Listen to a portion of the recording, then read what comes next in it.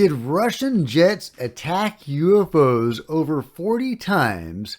And did the Russians develop reverse engineered alien technology weaponry to use against the United States?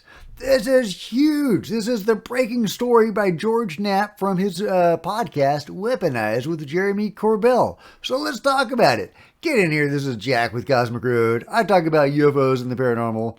Please hit like, please subscribe, please share on social media, and let me know what you think in the comments below. Now, I've talked a lot on this channel about how there's a lot of evidence for the U.S. military intercepting and shooting at UFOs, sometimes even seeming to be friendly to the UFOs, escorting them. And of course, there's a lot of evidence for the U.S. military and the government working with the beings themselves, not just in the ship, but out of the ship as well, and running around our facilities, engaging with us and even teaching us stuff. So what are the Russians doing during all of this, right? Because surely they would have had their own experiences. And we have gotten bits of that over the years. There have been several really notable Russian encounters that have become public. And George Knapp has just released some really amazing new information that the Russians actually had a reverse engineering program, a UFO reverse engineering program, and they actually used it to develop weapons to use against the United States.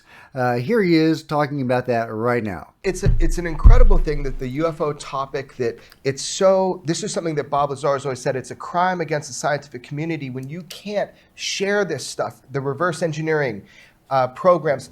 It's not part of the scientific process to keep everything so compartmentalized.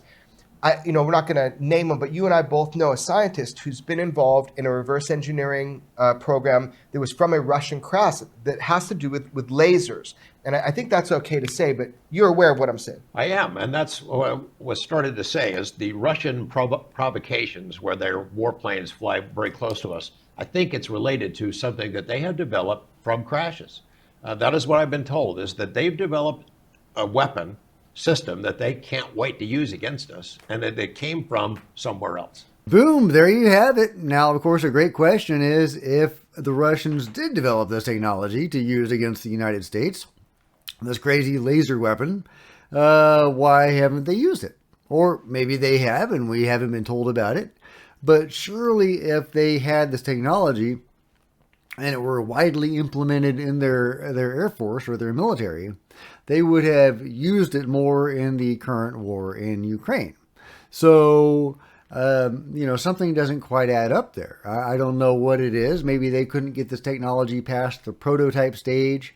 I don't know what the deal is. I trust George Knapp's reporting, and his source seems very reliable.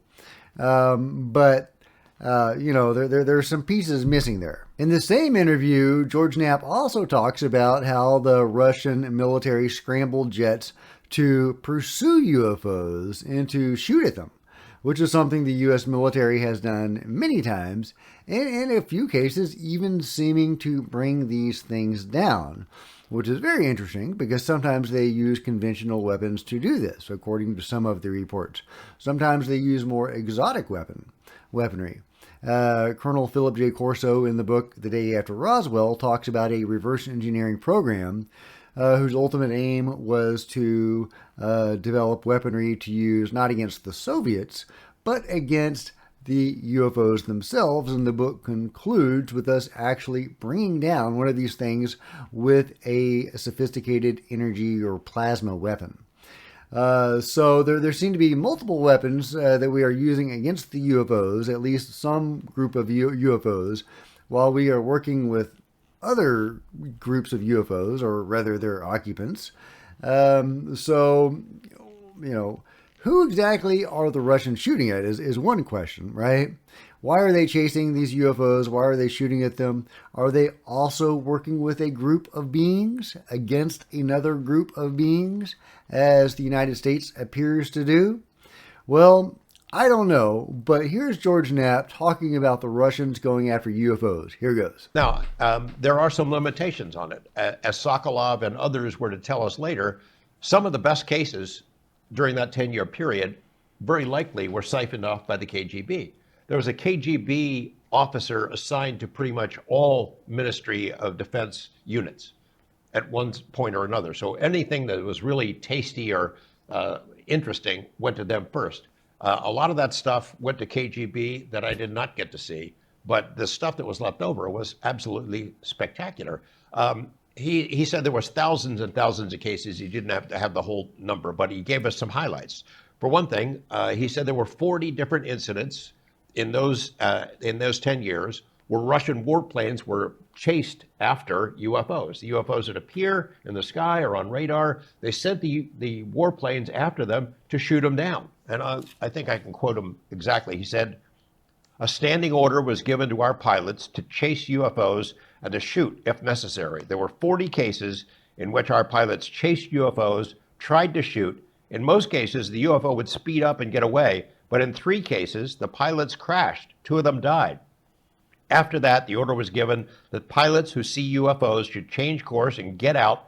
All pilots agreed." We later, in a later visit when I went back to Russia, we interviewed General Maltsev, who was the commander of the Russian air defenses, and he said, look, we put out that order because in effect, we concluded that the UFOs had, quote, incredible capacities for retaliation.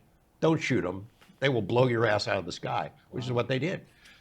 They gave us photos of a couple of the planes that had gone down and other planes, Russian warplanes, that had crashed and that had collided with UFOs in midair. And their wings are broken. So, man, this is gold. So there you got it. The Russians have been pursuing and firing at UFOs. At a certain point, they backed off, which is also what some of the information from the U.S. points to.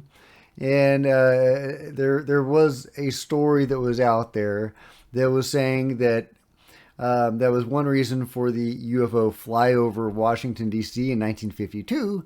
As before then, the orders had been to shoot at these things.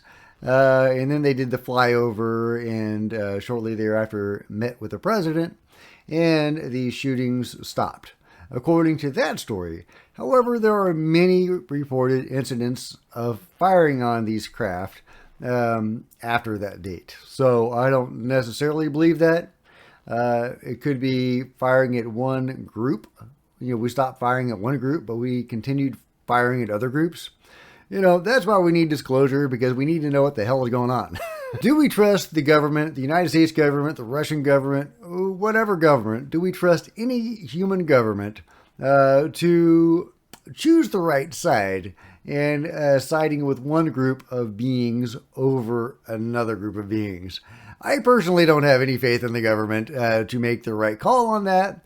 That's why this stuff needs to come into the light, and the public needs to be a part of this very important process. But at any rate, I think these clips that I've shown today show that Russia has also had their own UFO initiative where they have been reverse engineering stuff to create weapons. They have also had their own violent encounters with UFOs, as the U.S. military has.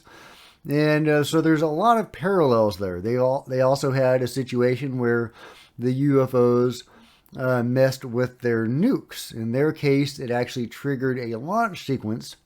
And the U.S. case, it actually disabled our nukes. So it had the opposite reaction there, or the opposite action. And, there had been some rationales floated around why the UFOs did different things to the different countries, possibly highlighting that we had a defensive stance and highlighting our helplessness. And the Russians had a more aggressive stance to, fire first in case anything happened. And it was highlighting, the perils of their own aggressiveness. So that could be one explanation for why the UFOs did those different things. But in any case, they did show that they could do whatever they wanted. Our most powerful weapons didn't stand a chance against them. And yet we're still here. So I think that's encouraging. But yeah, so the Russians have had their own encounters going back many decades, and I'm sure that is ongoing today. And I'm also sure that they have ongoing efforts to reverse engineer this technology, and possibly also working with some beings. I don't know. Who would want to work with Putin? I don't know. But who knows? Who would want to work with any of these guys? But that's just me. Let me know your thoughts in the comments below. As always, if you've enjoyed this video or gotten something out of it, please give it a big thumbs up. I'd really appreciate it. Smash the subscribe button and the bell to be notified of future videos. You don't want to miss a thing. Join me on social media. I'd love to see you on Facebook or Twitter. See the links in the comments below.